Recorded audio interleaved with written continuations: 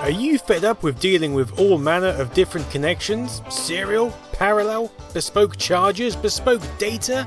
Well, fear no more, because USB is here.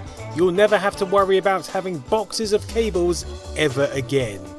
Thank you to today's sponsor, Squarespace. More on that later. Oh, apart from the fact that since it was announced, USB connections seem to change every damn year. Okay, so that's an exaggeration, but since mini connectors were introduced with USB 2, we've been through numerous revisions along with all manner of different types. It seems like the dream of a single cable suitable for all, even 20 years later, still hasn't quite become the reality. But why? And how? And why?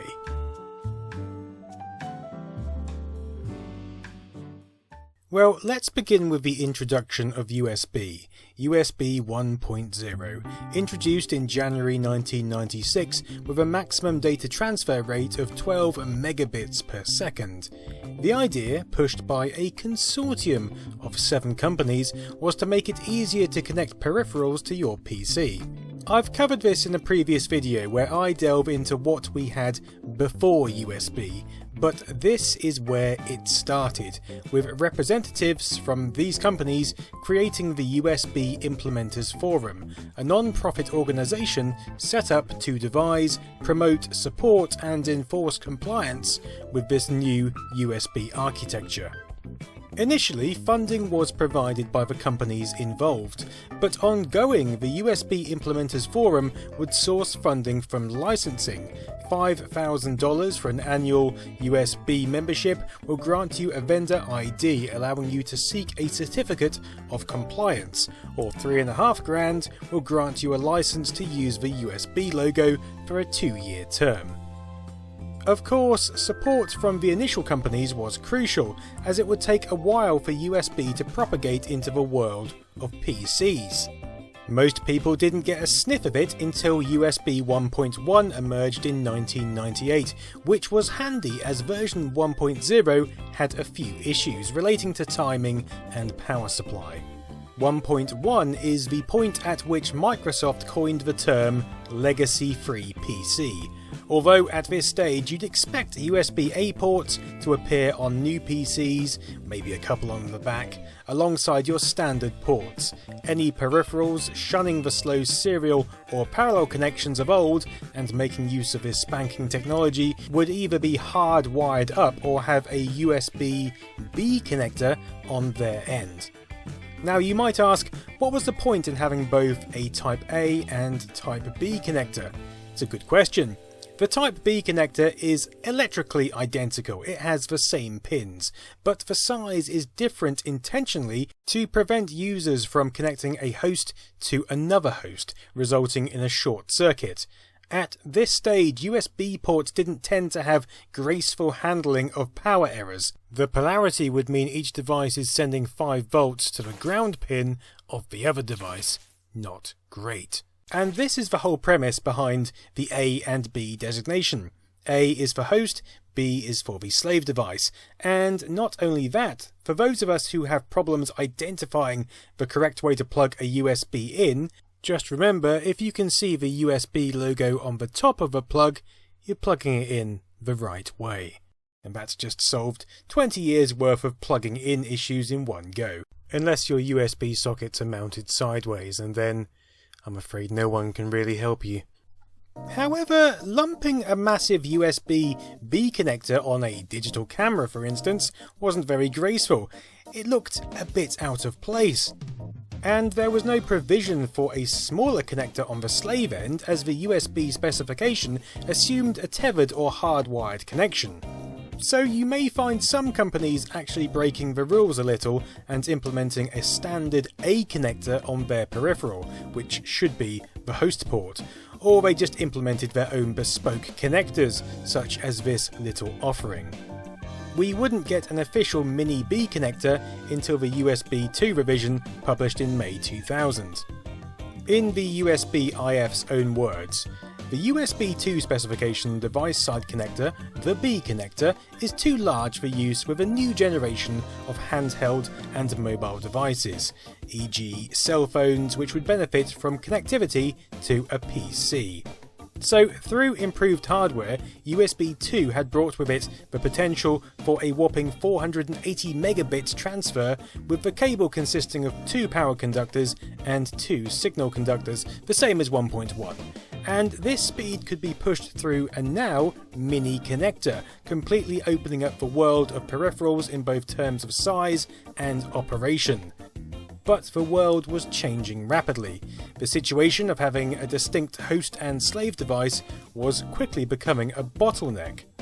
In the past, this arrangement had worked wonderfully. It meant that slave devices such as a mouse, a DJ deck, or PDA device had to possess very little logic in this regard, as the host would supply the power and handle all the communication over the bus.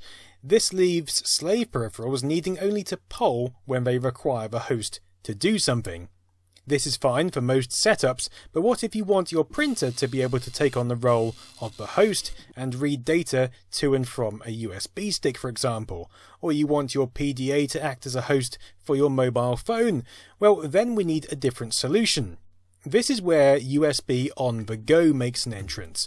First appearing in late 2001, it's a supplement to the USB 2 specification. To solve this conundrum whilst retaining backwards compatibility, the Mini AB receptacle was introduced, and with it the Mini A plug, now providing us with a Mini host plug and a Mini slave plug. Now the Mini AB receptacle can accept either the Mini A or the Mini B connection, but due to the way these plugs are presented and the pins are aligned, the device can detect which end it is, allowing the peripheral to swap roles. To enable the peripheral to identify whether it's acting as a host or slave, the AB receptacle has an extra ID pin in addition to the 4 standard contacts. If a Mini A is plugged in, the additional ID pin in the receptacle connects with the ground pin of the plug. If a Mini B is plugged in, it is left unconnected, and a pull-up resistor is used to detect this absence. Thus, the peripheral initially knows whether to act as a master or a slave without causing power issues or invalidating the AB assignment of previous cables.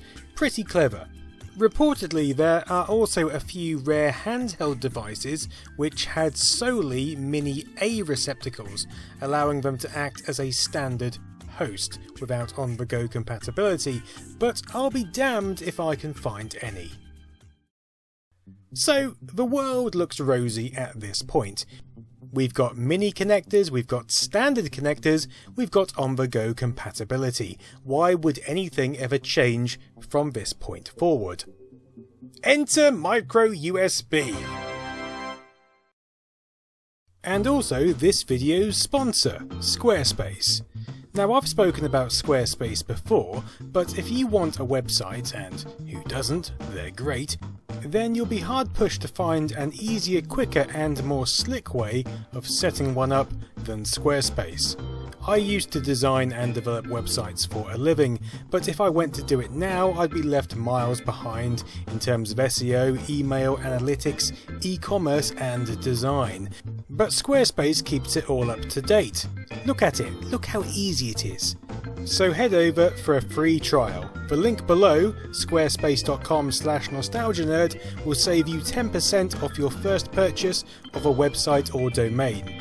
It's easy to claim a custom domain to match your needs, so go on, do it, do it.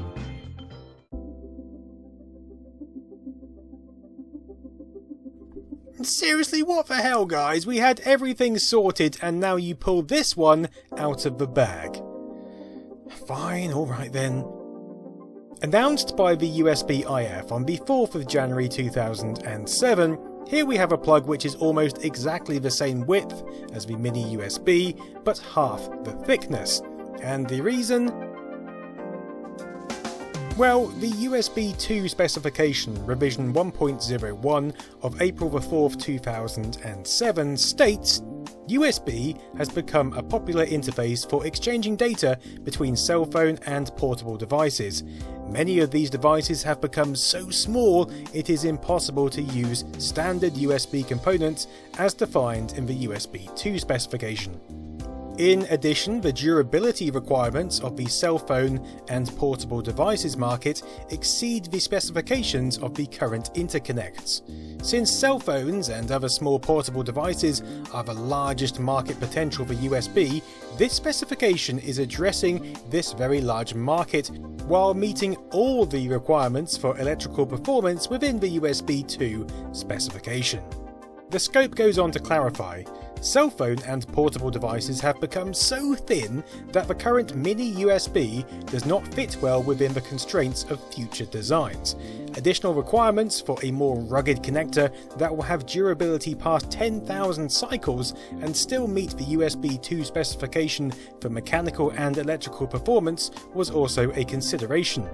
The mini USB could not be modified and remain backward compatible to the existing connector as defined in the USB on-the-go specification. So we have our reasons. Mobile phones were becoming too thin to support mini USB, and the connector just wasn't rugged enough.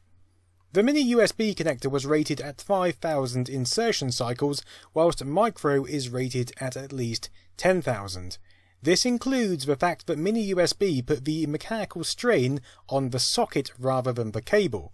Here's the weak point, this sticky out bump, which could pull and tug and even become distorted.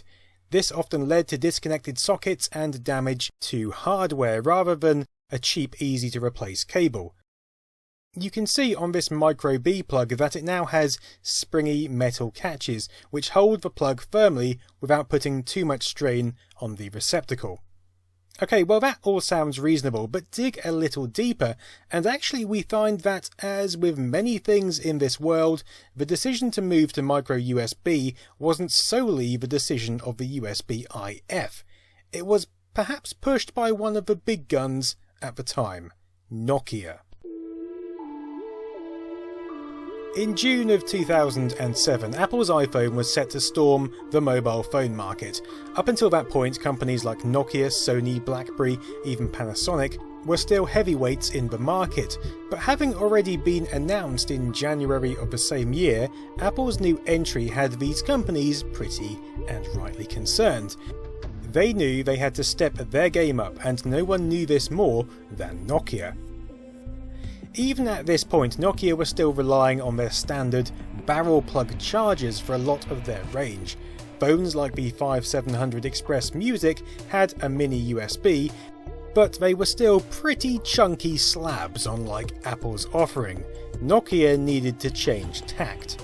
Nokia's premium phone, the 8600 Luna, was one of their first models to adopt micro USB. Paired with a stainless steel body, 2 megapixel camera, and digital music player, it was probably the best they could muster to fight off the iPhone. They had models like the N95, but that was another chunky slab announced in 2006 and really aimed at a different market. Here's a quote from Stack Exchange. I was involved in decisions and part of the decision loop. Then a very big and leading mobile phone maker, Nokia, asked for it. They even designed most parts with a leading connector maker. USB-IF eventually bit the bullet and accepted.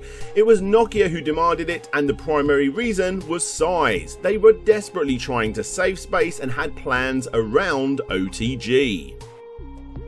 So it seems that Nokia may have been at the forefront of pushing to reduce the connector size, giving them more space both inside and outside the phone at a time when freedom to innovate was crucial. And so micro USB would become the new standard, and with it a new on-the-go standard, the micro AB. With this we get 3 additional ID pin states, offering the ability for devices to be connected to both a charger and another device simultaneously, like a charging cradle, allowing Nokia and other manufacturers to expand on their OTG plans. Given the standards for mini USB were already defined, it was impossible to implement these in the existing design and be backwards compatible. Therefore, we have our new connectors, the Micro B and, of course, the Micro A, following the same OTG premise as the mini connectors. And although we had to adapt to change, it was easy enough. New phones and devices, apart from Apple of course, would move to micro ports, and we suddenly had a different set of wires to chuck in our box. But this was going to be it going forward.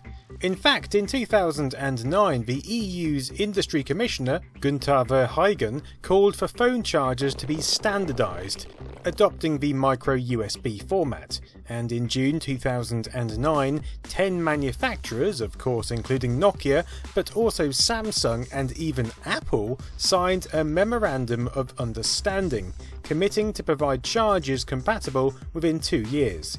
But it never fully happened, with Apple simply offering an adapter to accommodate the standard. Of course, no one bought the adapter, and Apple continues to use their own bespoke connector. But it seems it would never have worked out anyway, because the USB 3.0 specification had already been published in November 2008, and by 2010 the first compliant motherboards were announced, and with them transmission rates of a whopping 5 gigabits per second. Of course, USB 2.0 micro connections couldn't handle this bitrate, and so another 2 plugs entered the fray. Well, 3 if you count the blue Type A sockets. These are backwards compatible with 2 and 1.1, but actually introduce a new set of pins specifically for USB 3 traffic. And that caused the first set of new problems, with people trying to use older USB cables for high-speed purposes, and that still persists to this day.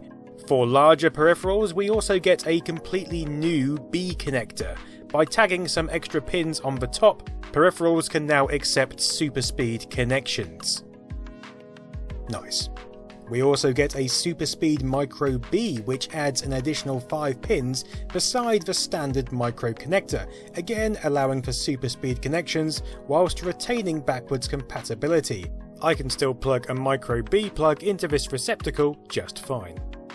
But even at this point, you don't need the USB IF to point out this is a sloppy fix. It's not ideal to have these connector variants, and it would be much nicer if we had a single connector type, one that was on-the-go compliant out of the box and could handle super speed connections. So what we needed was USB-C. Developed concurrently to the USB 3.1 specification, version 1.0 was published in August 2014. Here's what the IF said. With the continued success of the USB interface, there exists a need to adapt USB technology to serve newer computing platforms and devices as they trend towards smaller, thinner and lighter form factors. Many of these new platforms and devices are reaching a point where existing USB receptacles and plugs are inhibiting innovation, especially given the relatively large and internal volume constraints of the standard A and standard B versions of USB connectors. Additionally, as platform usage models have evolved, usability and robustness requirements have advanced, and the existing set of USB connectors were not originally designed for some of the newer requirements. So rather than just offering a new small connector, the purpose of USB-C is to make this single connector the standard for all devices, big or small, host or slave, thereby removing the existing layers of confusion. It can also be inserted upwards or downwards, easing those woes of orientation at the same time. Arguably, it's what the original USB connector should have been from the go, but as technology evolves and changes our lives, so does its appearance, specification and standards. USB-C carries all the learning from the past 20 odd years, and it's only by going through that process that we can sometimes end up with the same simplicity as how we began. I guess at least we should be grateful that USB-C is intended to be with us for the foreseeable future, through the subsequent revisions of USB 3.1 with Generation 2 capable of 10 gigabits per second, and the recent 3.2 which increases speeds without requiring any connector changes, all through improved encoding and multi-lane operation over existing wires. We should even be good for USB 4. But we've heard that one before, haven't we? And part of me thinks that actually it may be a bit too bulky for it. Visions of mini USB spring to mind again. For now we can just sit back and wait for it to catch on everywhere, because those previous standards sure seem to be lingering about. Now, where's that parallel cable I was looking for? I've got some printing to do. Thanks for watching, and have a great evening.